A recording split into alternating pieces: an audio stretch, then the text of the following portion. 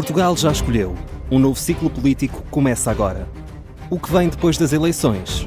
Aceda à informação que não cabe numa manchete. Assine hoje, com até 55% de desconto, e habilite-se a ganhar um dos 10 cartões oferta FNAC que temos para oferecer. Tudo em observador.pt. Do continente.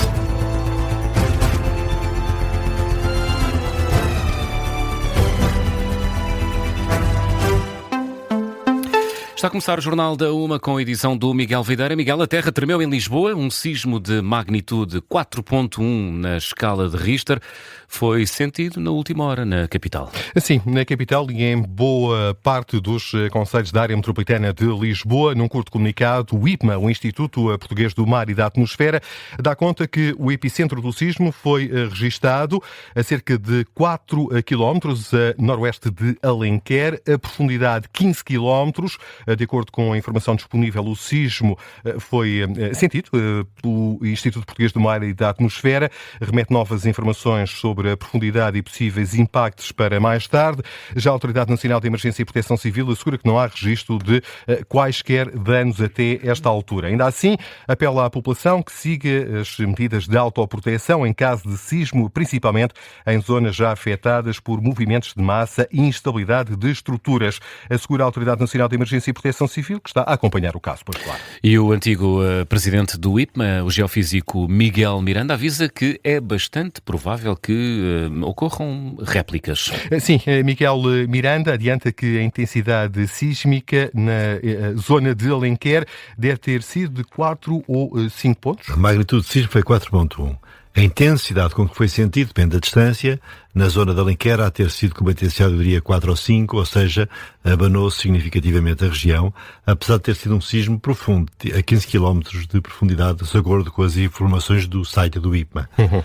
Ainda não temos, pelo menos aqui não vejo aqui ainda informações sobre pequenos réplicas, mas é provável que aconteçam. Miguel Miranda, que há pouco esteve connosco, comigo e com o João Miguel Santos aqui em estúdio, precisamente para nos ajudar a interpretar este fenómeno.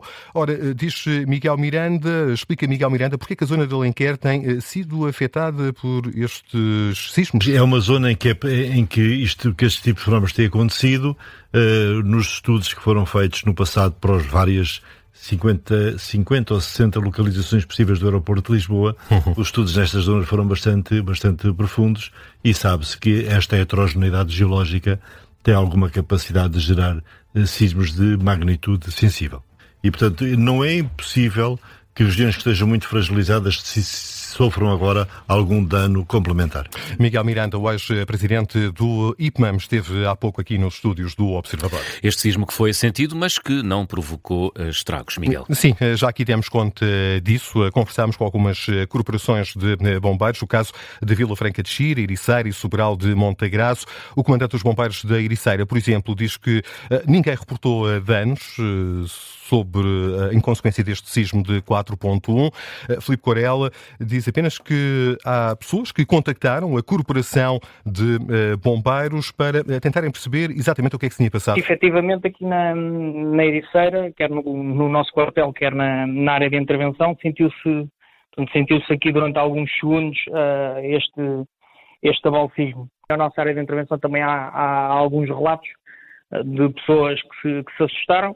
Até o momento não houve ainda nenhuma chamada para relatar danos ou feridos. Nem na Ericeira, nem em Vila Franca de Xira e Sobral de Montagraço, de resto, não há informação de quaisquer danos materiais provocados por este abalo de 4.1 na escala de Richter, um tremor de terra com epicentro a 15 km de profundidade na zona de Alenquer. Sentido ao 12h14. Vamos ao mau tempo e às consequências dos últimos comboios de tempestades. Os agricultores de Lisboa e Val do Tejo declararam mais de 100 milhões de euros em prejuízos. São dados avançados pela Comissão de Coordenação e Desenvolvimento Regional de Lisboa e Val do Tejo. Num balanço feito à agência Lusa, o vice-presidente da CCDR explica que foram submetidas até agora 1.129 candidaturas, pedidos de apoio do Estado Central, num montante global de 107 milhões de euros. Candidaturas que estão a ser analisadas incluem danos em armazém, armazéns, estufas, máquinas e equipamentos e culturas permanentes e temporárias. Há pelo menos 57 candidaturas que ultrapassam o teto máximo de apoio definido pelo Ministério da Agricultura, 400 mil euros. E, Miguel, há ainda perto de 6.500 clientes da redes sem eletricidade. É esse o balanço mais recente da empresa, reporta até às 7 da manhã. Representa uma descida face ao último balanço que dava conta de 7.600 clientes sem energia elétrica. 1h05. Vamos à outra notícia que está a marcar esta quinta-feira, a detenção do ex-príncipe André. A Casa Real Britânica já reagiu. Sim, em comunicado, o rei da Inglaterra diz que a investigação e as autoridades devem fazer o seu trabalho. Expressa ainda preocupação pelas notícias da detenção do irmão. Hoje, em dia de aniversário de André, completa 66 anos. É o primeiro membro sénior da realeza britânica na história moderna a ser preso. O ex-príncipe foi detido, eram 8 da manhã, em Wood Farm, na área de Sandringham, em Inglaterra, e Martim Madeira tem estado a acompanhar este caso e os últimos desenvolvimentos. Do que é suspeito em concreto o ex-membro da família real? Andrew Mountbatten Windsor é suspeito de ter partilhado informação confidencial com o falecido bilionário e criminoso sexual Jeffrey Epstein. Os e-mails partilhados pelo Departamento de Justiça dos Estados Unidos do caso Epstein mostram que o irmão do rei Carlos III terá partilhado relatórios de visitas oficiais a Hong Kong, Vietnã e Singapura, na altura em que exercia o cargo de enviado especial do comércio do Reino Unido. Em novembro de 2010, o ex-príncipe terá também reencaminhado um e-mail enviado pelo então conselheiro especial de Andrew para Jeffrey Epstein, apenas 5 minutos depois de o ter recebido.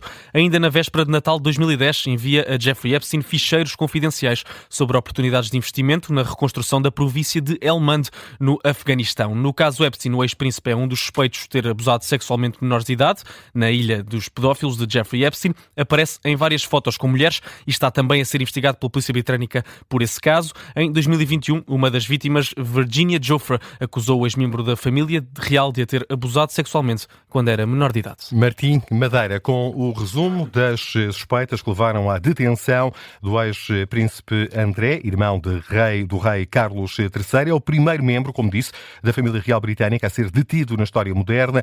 A última detenção aconteceu em 1643, a detenção do rei Carlos I. De acordo com o Código Penal inglês, o crime de má conduta no exercício de um cargo público no Reino Unido pode ser punido com prisão perpétua. O antigo príncipe pode ficar agora até 4 dias detido. Entretanto, Miguel, o primeiro-ministro inglês já se pronunciou sobre a detenção do ex-príncipe André. Foi numa entrevista à BBC esta manhã. Keir Starmer diz que ninguém está acima da lei, nem mesmo um membro da família real, e pede ainda para que qualquer pessoa que tenha informações sobre o caso Epstein que avance com essas informações. Ainda na atualidade internacional, as secretas norte-americanas tinham, afinal, conhecimento de que a Ucrânia planeava sabotar o gasoduto Nord Stream. É a conclusão a que chegam os jornalistas que empreenderam uma investigação a este caso, jornalistas do jornal alemão Der Spiegel. A CIA, braço externo das secretas americanas, soube que a Ucrânia tencionava sabotar o gasoduto russo. João Costa Campos, que informações há sobre este caso? Em primeiro lugar, que o principal aliado da Europa, do outro lado do Atlântico, sabia dos planos para sabotar as condutas submarinas do gasoduto russo em setembro de 2022. Na altura, surgiram vários relatos de que poderia haver mão ucraniana por detrás da sabotagem, mas o que é certo é que, oficialmente, a Ucrânia sempre recusou este cenário. O que a investigação do Der Spiegel nos diz é que não só a Ucrânia parece ter estado mesmo por detrás da sabotagem, como tinha o conhecimento das secretas norte-americanas. O jornal destaca conversas entre agentes secretos da Ucrânia e dos Estados Unidos, contactos esses que aconteceram poucos meses antes da explosão do gasoduto russo, que da Alemanha fazia uma ligação a vários outros países europeus. A CIA terá dado um passo atrás no apoio a este plano de sabotagem ucraniano, quando as secretas holandesas o descobriram e informaram a Alemanha. Mas mesmo assim, apesar do passo atrás americano no apoio à sabotagem do gasoduto, a Ucrânia terá mesmo avançado com o plano, e tudo isto com o conhecimento dos Estados Unidos. Jornalista João Costa Campos, com os detalhes da notícia hoje avançada pelo jornal alemão Der Spiegel, dá conta que os Estados Unidos tinham conhecimento de que os serviços secretos ucranianos planeavam sabotar o gasoduto Nord Stream. 1h09. Miguel, que outras notícias estão a marcar esta tarde de quinta-feira? Vai ser mais cedo. O Governo antecipa 2 semanas o prazo para pedir o cartão de cidadão sem pagar. A isenção de taxa de pagamento estava prevista até ao próximo dia 31 de março. Foi antecipada esta data para dia 17 do mesmo mês.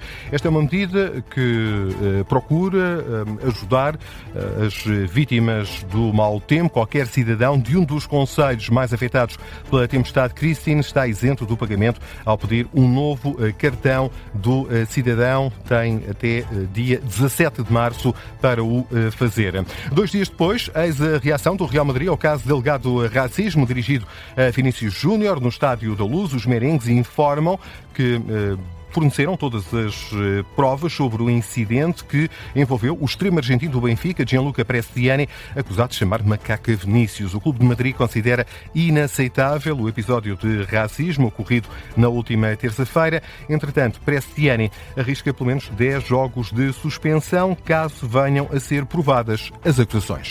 Miguel Videira e o Jornal da Uma.